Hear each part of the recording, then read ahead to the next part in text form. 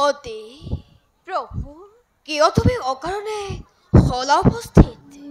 প্ৰভু অকাৰণে অহাৰ বাবে হল যদি ধ্যান ভংগ সৰ্বদোষ মাৰ্জনা কৰিব অৱলা সতী নকৰ আক্ষেপ হতে দুৰ্বল মন মোৰ আজি অতিকে চঞ্চল সেইভাবে হলা যে ধ্যান ভংগ মোৰ পৰা নাই বুজিব একোকে কিয় আজি চঞ্চলতা কোনোবাই যেন মোক কয় কানে কানে এৰি যাব হতি মোৰ বহুত দূৰলৈ প্ৰভু নকৰিব অনি কল্পনা চিৰদিন জন্মে মই আপোনাৰে সেউত চৰণ দিয়ক প্ৰভু দিয়ক মোক এই আশীৰ্বাদ অনাদি অনন্ত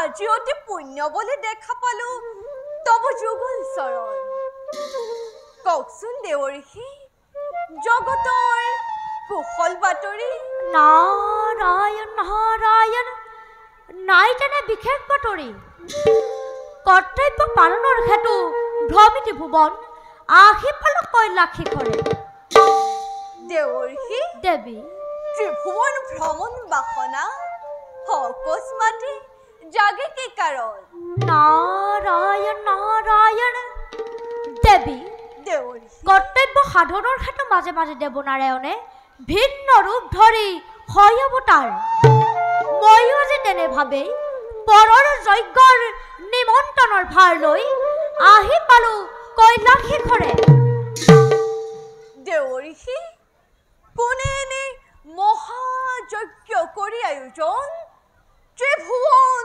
কৰে নিমন্ত্ৰণ নাৰায়ণ ক্ষমা কৰিবা দেৱী নুসুধিবা নাম খেজনাৰ একমাত্ৰ কৈলাসৰ বাদে সকলো নিমন্ত্ৰণ হে যজ্ঞলৈ কি ক'লে দেৱঋষি একমাত্ৰ কৈলাস বাকী দেৱী কওকচোন দেৱঋষি নকৰি সংকোচ কোন সেই মহাকীৰ্তিবান কিবা হেতু কৈলাস বঞ্চিত নাৰায়ণ দেৱঋষি দেৱী নাম শুনি নাপাবা সন্তোষ দেৱঋষি সেইবাবে কোৱা নাই অতপৰে মই তথাপিতো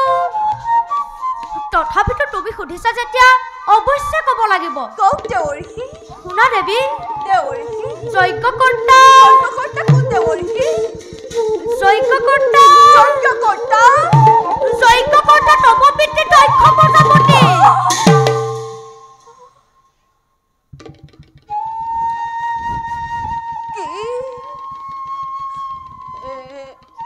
এনে মহান যজ্ঞ আয়োজন কৰিছে মোৰ পিতৃয়ে তথাপিতো নিমন্ত্ৰণ নাপালে মোৰ স্বামীয়ে কিয় বাৰু এনেদৰে অৱহেলা কৰি কন্যাক নিজৰ অপমান কৰে এনেহেন দেৱতাক মোৰ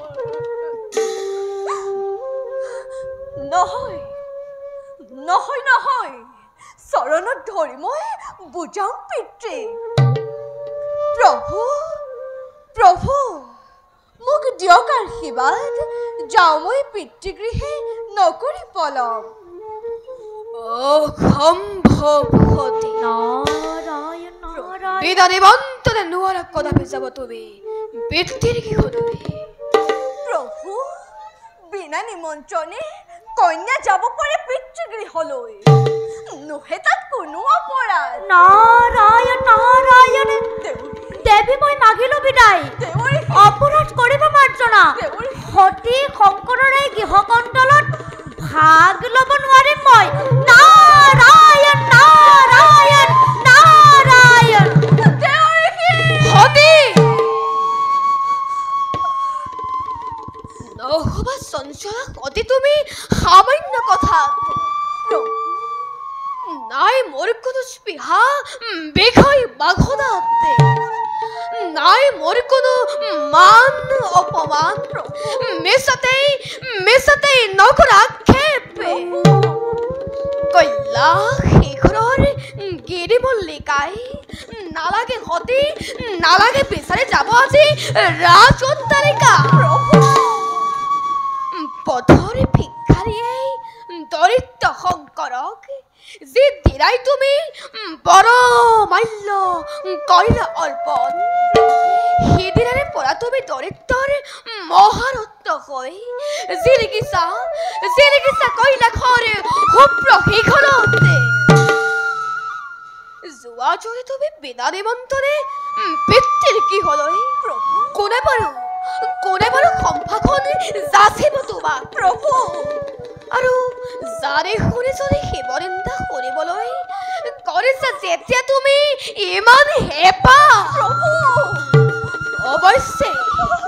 অৱশ্যেই যাব পাৰিবা সতী তাত মোৰ অলপো নাই আপত্তি প্ৰভু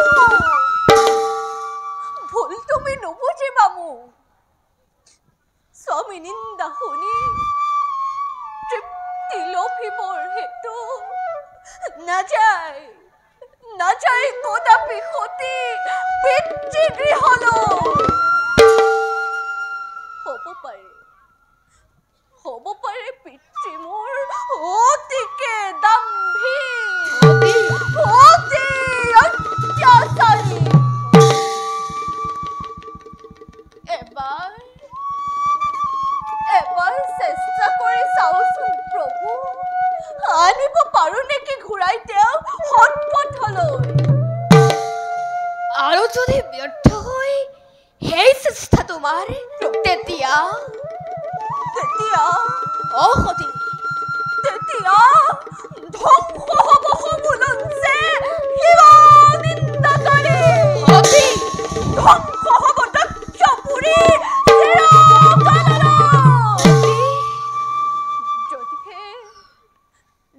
যদিহে স্বামী নিন্দা শুনো মই পিতৃৰ মুখত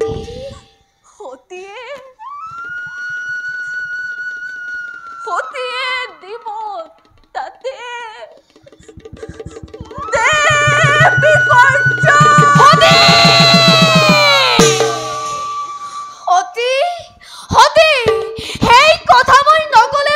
সেই কথা মই নকলেও পাৰিছো বুজিব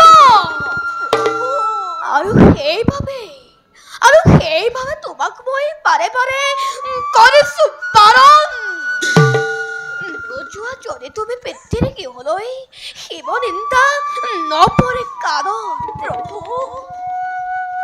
দৰিদ্ৰৰ মহাৰত্ন তুমি থাকা মোৰ মাজতে সোমাই আৰু মোক একো নালাগে সতী তোমাৰ এই কোমল স্পৰ্শই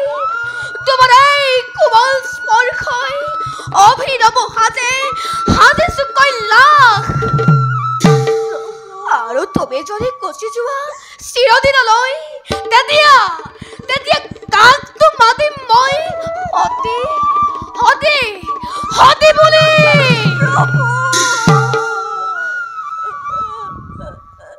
শুনা সতী আৰু যেন নকৰিবা তুমি দুনাই প্ৰাৰ্থনা সেইবাবে যদি বিশ্বই কৰে হাহাকাৰ ব্ৰহ্মা বিষ্ণু হয় যদি প্ৰতিদ্বন্দ্বী মোৰ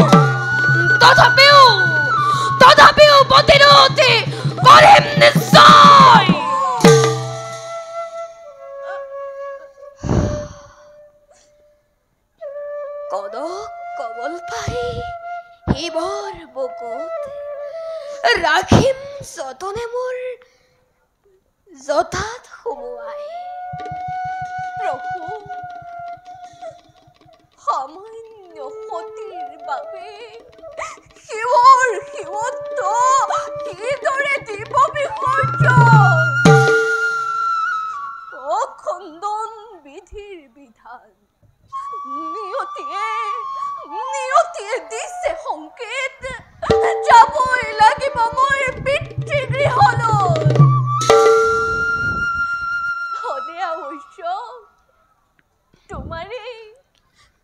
তোমাৰে অভাগে সতীয়ে হাঁহি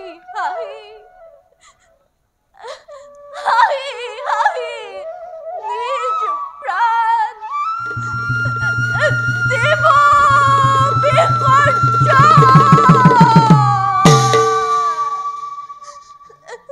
সঁচাকৈ সঁচাকৈ মই তেন্তে কান্দিব লাগিব। প্ৰভু, ফলে ফুলে চাতুষ্কাৰ এই কৈলাস শিখৰ নিমিষতে শ্মশানতে হ'ব পৰিণত। পলয়ৰ ৰুদ্ৰৰূপ ধৰি শ্মশান কপাই নাচিব লাগিব এই বগলা শংকৰে।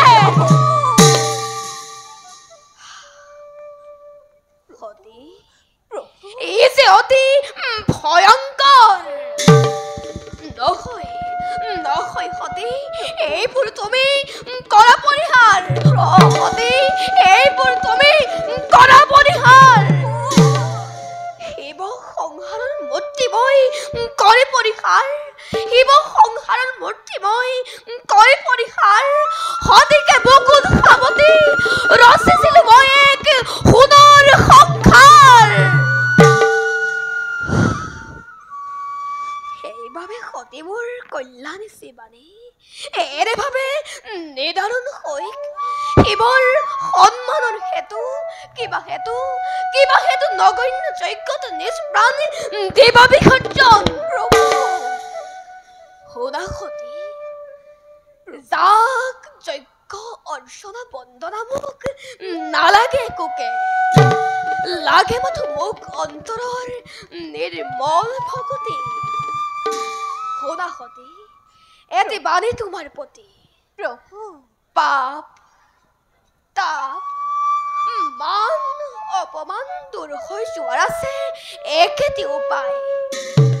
শুদ্ধ মনে শুদ্ধ চিন্তা যদি ভজো দেৱনাৰায়ণক, ভজো যদি অন্তৰৰ অভয় পদক, তেতিয়া পাপ তাপ মান অপমান সকলো হ'ব অৱসান। প্ৰভু, দাসী মই শ্ৰীচৰণত যোগে যোগে জন্মে জন্মান্তৰে মই আপোনাৰে সেৱিম চৰণ। হ'ব পাৰে দেহা ৰূপান্তৰ, তথাপিতো আত্মা মোৰ তোমাতেই লয়। আঁতৰাই দিয়া প্ৰভু মায়াৰ কুঁৱলী, সামান্য গৃহস্থী তুমি নোহোৱা কদাপি। এই বিশাল বিশ্বৰ তুমি নিজেই অধিকাৰী প্ৰভু। ধন্য সতী, সতীৰ সতীত্ব বলে পোহৰাই দিলা আজি জ্ঞান চক্ষু মোৰ। মায়াৰ পাকত আবদ্ধ হৈ এই মুখণ্ড শংকৰে বাৰে বাৰে কৰিছিল বিঘিনি প্ৰদান। সতীৰ বিৰহত মই নহওঁ কাতৰ। প্রভু হাতের বিনাহত মই মহাকাতর রুদ্রা রুদ্রা রূপ ধরিবর মোর পালেহি ক্ষমায় রুদ্রা রূপ ধরিবর মোর পালেহি ক্ষমায় নন্দী ভেঙ্গি প্রভু প্রভু প্রভু কি বলছ করিম ভদন ওদা হেরা নন্দী আর ভেঙ্গি মোর ভক্ত প্রাণধন হতে যাব পেট্টির কি হলই বেখে কামত তোমালোকো যাব লাগিব হতেই লগত হিরুধৈর্য অদেক প্রভু প্রাণাপনে করিম পালন প্রভু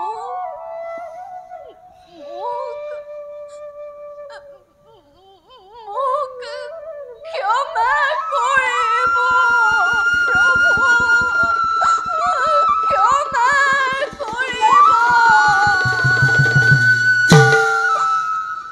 যাবৰ সময়ত চৰণৰ ঢোলা প্ৰভু দিয়া দুটিমান তাকে পালে আৰু মোক একোকে নালাগে জন্মে জন্মান্তৰে এই হ'ব মোৰ শিৰৰ